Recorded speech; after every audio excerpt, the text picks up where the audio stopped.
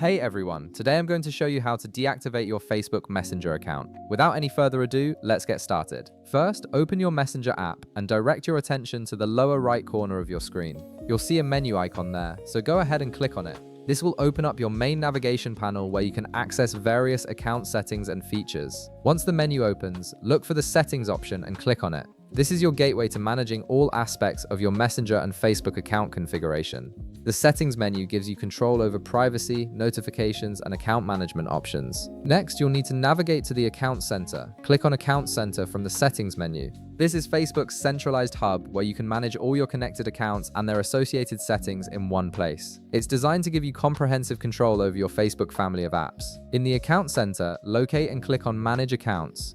This section shows you all the accounts that are currently linked to your profile and allows you to modify their settings or make changes to their status. Now, you should see your profile name with a manager option next to it. Click on Manager beside your profile name. This will take you to the specific management options for your Facebook account, where you can control its active status. From here, click on Deactivation or Deletion. This is the critical section where you can choose what you want to do with your account.